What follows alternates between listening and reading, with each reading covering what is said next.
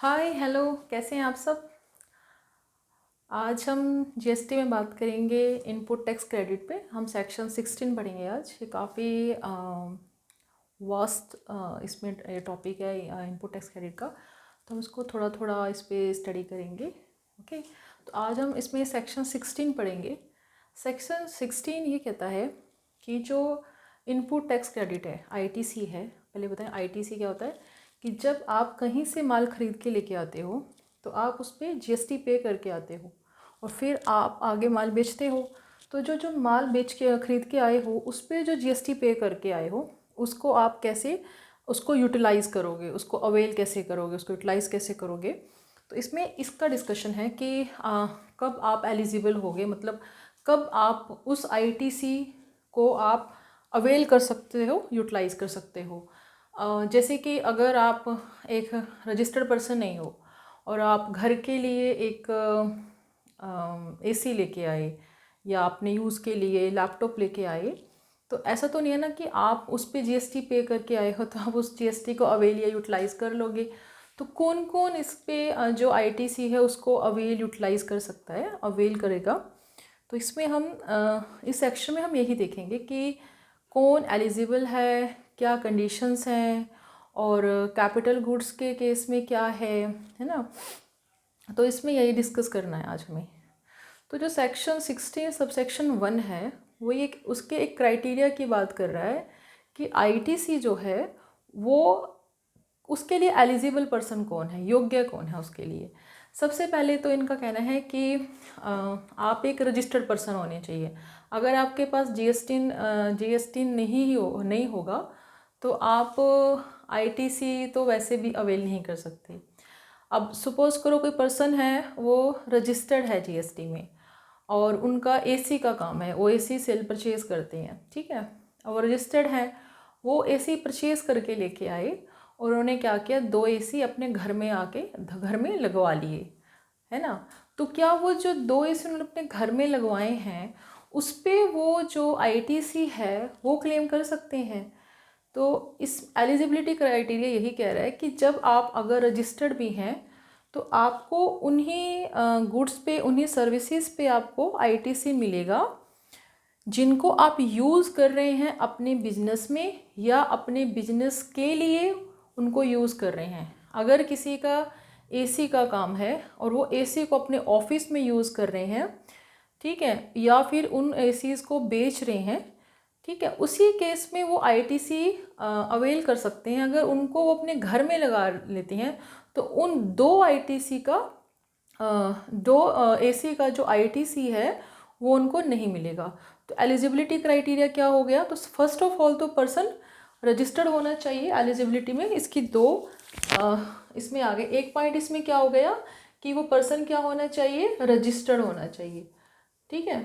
दूसरा क्या है, दूसरा ये है कि वो क्या होना चाहिए, जो भी गुड्स हैं और या सर्विसेज हैं या दोनों हैं जो वो खरीद के लेके आया, जो उसने खरीदी है, ठीक है, वो क्या कर रहा है, उसको यूज़ कर रहा है, यूज़ कर लिया है या उसकी इंटेंशन है उनको यूज़ करने की, इंटेंटेड टू बी यूज, किसमें, इन द कोर्स, बिजनेस के लिए या बिजनेस में, इन द कोर्स और फर्दरेंस ऑफ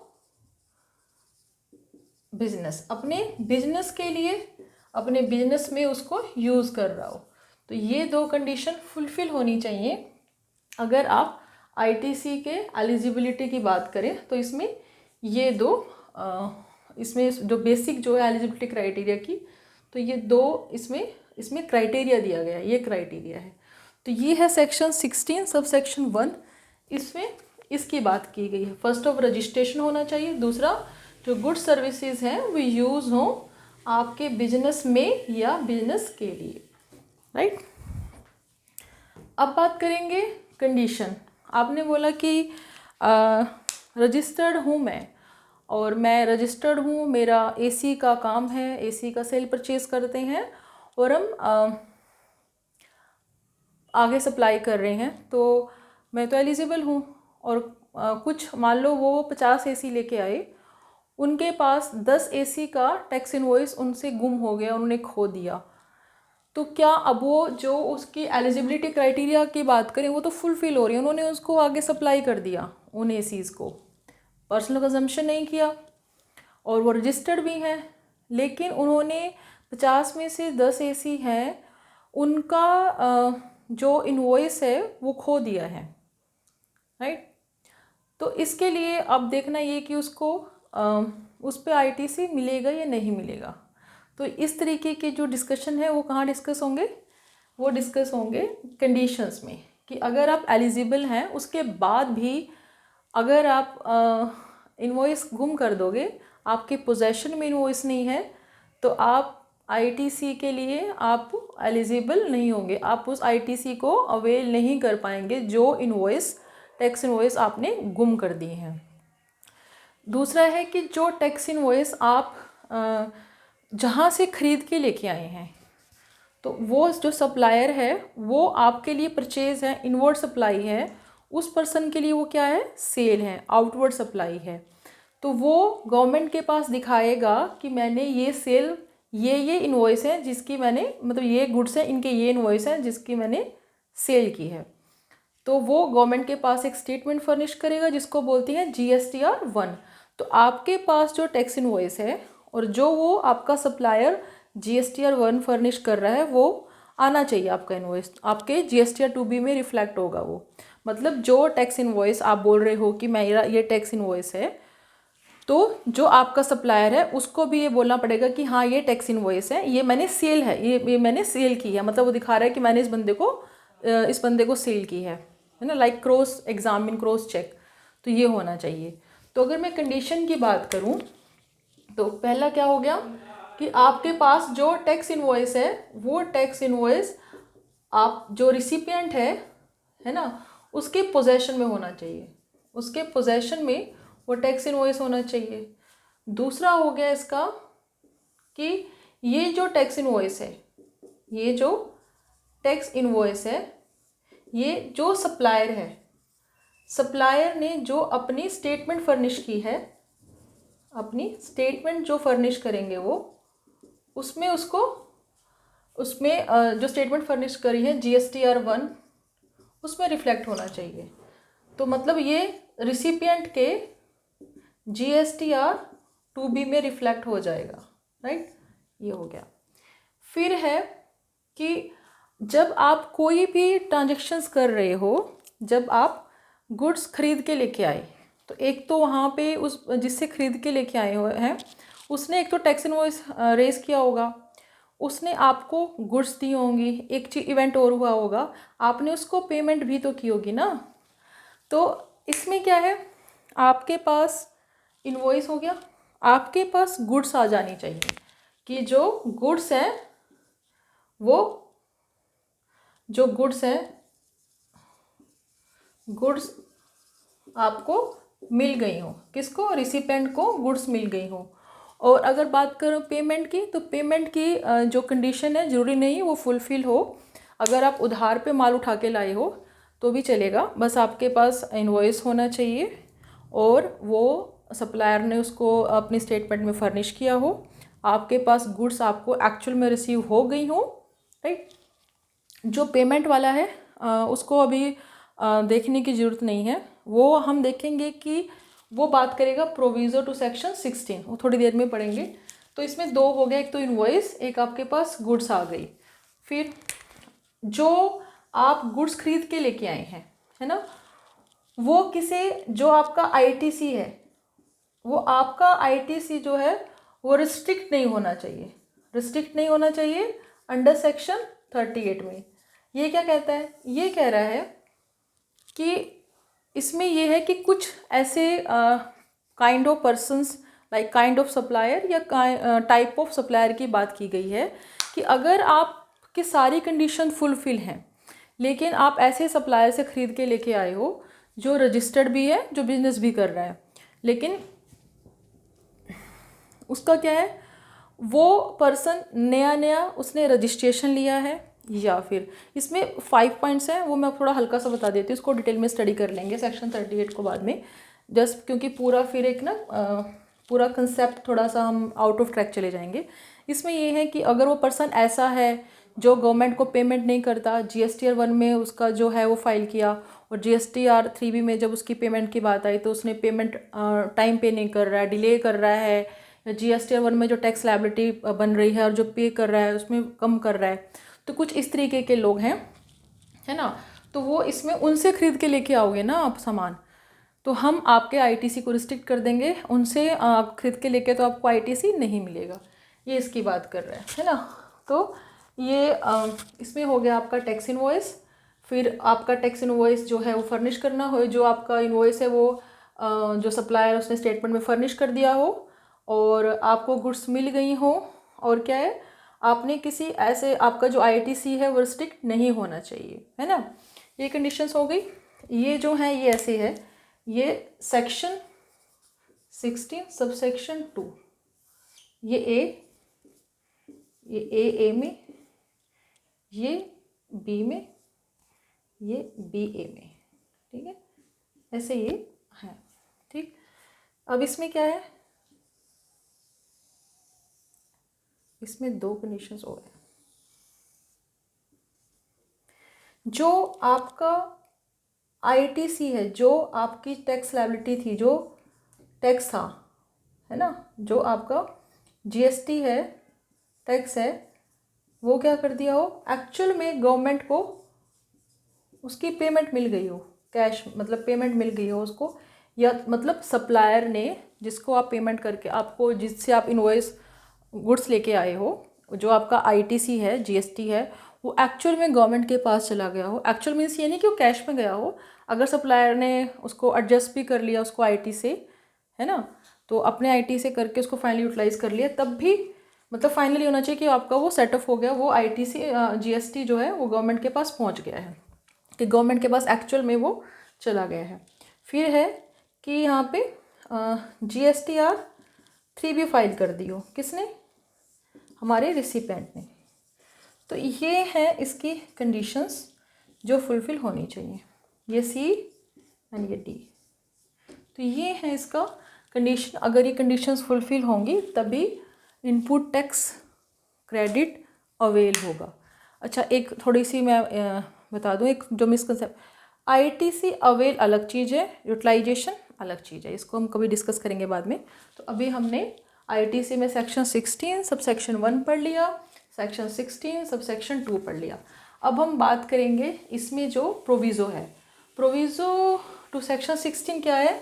देखो, प्रोविज़ो का मतलब होता है कि जो क्या, तो मतलब जो सेक्शन 16 में बोला है उससे थोड़ा सा अलग हट के बात बोले, कि जो लाइक एक्सेप्शन की बात करें, है ना, मोटी मोटी बात करें तो ये है जो एक्सेप्शन की बात करें, हर बार नहीं, लेकिन यहाँ पे जो प्रोविज़ो है, प्रोविज़ो टू सेक्शन 16, ये कह रहा है कि जैसे अभी हमने बात की थी ना, कि जब हम गुड्स खरीद के लेके आते हैं, जो गुड्स खरीद के लेके आए आप, है ना, परचेज करके लेके आए, तो एक तो इनवॉइस हो गया टैक्स इनवॉइस, दूसरी हो गई गुड्स, तीसरी पेमेंट भी तो होगी। तो जो कंडीशन थी उसमें तो इन दोनों की बात हुई, पेमेंट की बात नहीं हुई। फिर उसके लिए उससे हट के बात ये कर रहा है एक्सेप्शन की, ये कह रहा है कि देखो जी ऐसा है, अगर आप माल खरीद के लेके आए हो, ठीक है, आप माल खरीद के लेके, हम नहीं बोल रहे कि आप तुरंत पेमेंट करो, आप मार्च में गुड्स खरीद के लेके आए 1 लाख की, और आपने इस पे GST पे कर दिया 18,000, ठीक।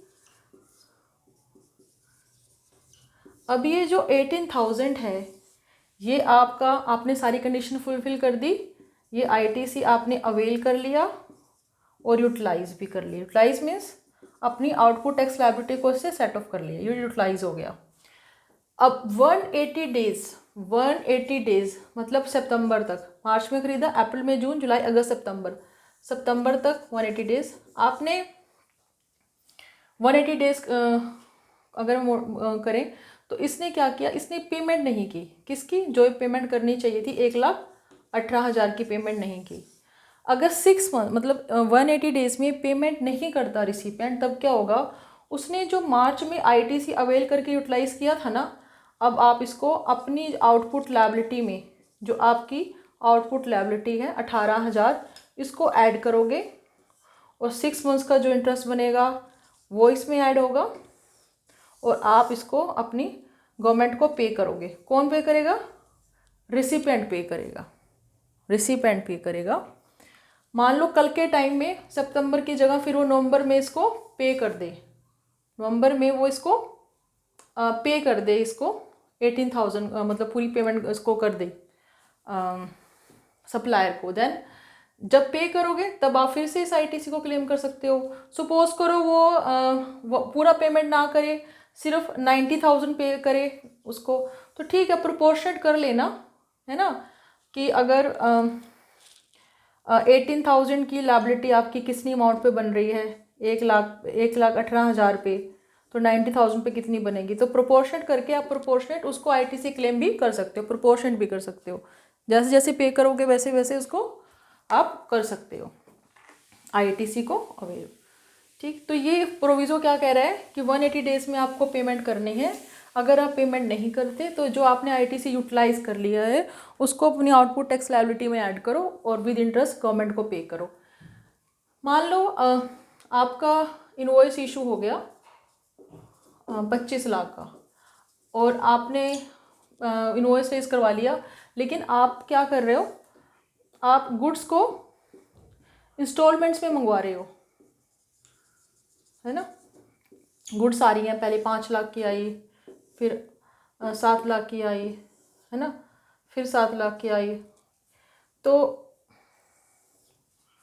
19 और 6 25, है ना। ये जून में आपके पास आया पेमेंट, सॉरी गुड्स आ गई, गुड्स रिसीव हो गई आपको, फिर ये जुलाई में रिसीव हुई, फिर अक्टूबर में, ये नवंबर में। तब इस पे इस तरीके से अगर इंस्टॉलमेंट में गुड्स आ रही हैं तो आप कब आईटीसी क्लेम करोगे? आप आईटीसी कब क्लेम करोगे?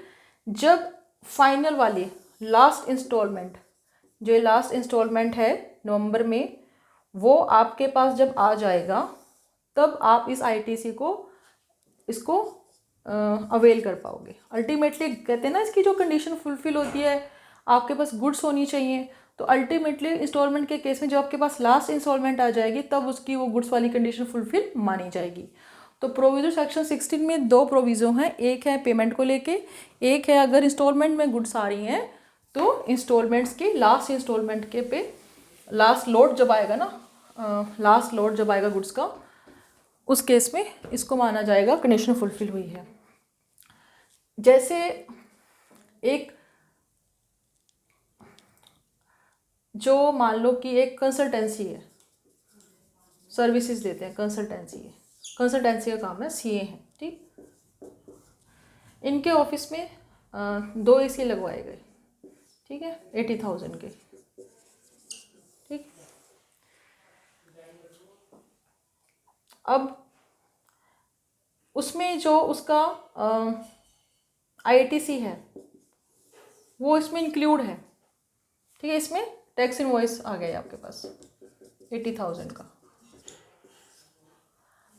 अगर आपने पूरा का पूरा अपने जो प्रॉफिट एंड लॉस अकाउंट है, आपका जो एसी है ये कवर हो गया आपका प्लांट एंड मशीनरी में, आपने 80,000 पे 15% से डेप्रीशिएशन क्लेम कर लिया अगर आईटीसी इंक्लूड करके। एक तरीके से कहने का भाव ये है कि जो आपका आईटीसी था उसको आपने वैल्यू में ऐड किया और उस पर क्या किया, डेप्रीशिएशन क्लेम कर लिया।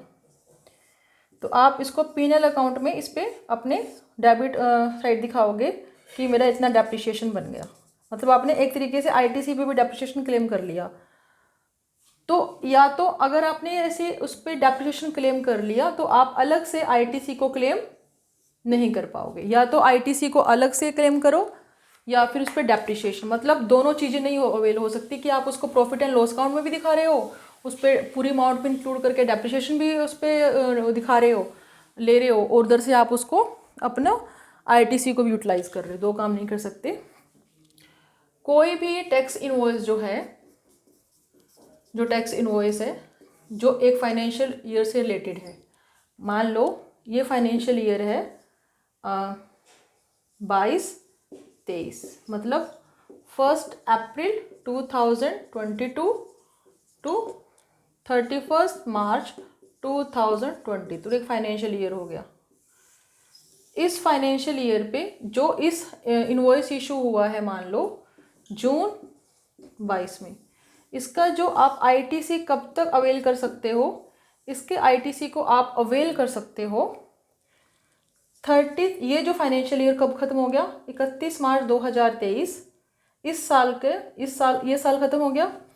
जहाँ से ये साल खत्म हुआ तो नेक्स्ट ईयर स्टार्ट हो गया 1/4/2023 से। जो पिछला साल है उससे जो नेक्स्ट फॉलोइंग ईयर है उसकी 30 नवंबर 2023 यहाँ तक। और जब उन्होंने एक्चुअल रिटर्न, जब एनुअल रिटर्न फाइल की होगी, मान लो उन्होंने फाइल कर दी वो 18 सितंबर को 2023, एक्चुअल वो नहीं, वैसे एक्चुअल रिटर्न तो उसका रिटर्न फाइल का ड्यू डेट तो 31 दिसंबर है। जो उसने एक्चुअल में रिटर्न फाइल की है, अगर 18 सितंबर को फाइल की और जो लॉ के हिसाब से 30 नवंबर तक आप उसको आईटीसी क्लेम कर सकते हो, विच एवर इज अर्लियर कौन सा आ जाएगा, 18 सितंबर 2023 तक। अगर वो रिटर्न फाइल कर रहे हैं 18 दिसंबर को, तब अर्लियर कौन सा हो जाएगा, 30 नवंबर और 18 दिसंबर 2023, which ever is earlier, that is 30 नवंबर 2023। ये कौन कह रहा है, सेक्शन 16 सब सेक्शन 4 बात कर रहा है टाइम लिमिट। जो फाइनेंशियल ईयर है उसे, जो नेक्स्ट फॉलोइंग ईयर है उसके 30 नवंबर तक, और जो एक्चुअल रिटर्न फाइल की है, जो भी दोनों में से पहले हो, वहाँ तक आप इसके टैक्स इनवॉइस की जो डेट है मेंशन है उस पर आप जिस फाइनेंशियल ईयर से रिलेटेड है उससे नेक्स्ट ईयर की इस डेट तक आप उसके आईटीसी को अवेल कर सकते हो। तो ये है आपका पूरा इनपुट टैक्स क्रेडिट सेक्शन 16 में।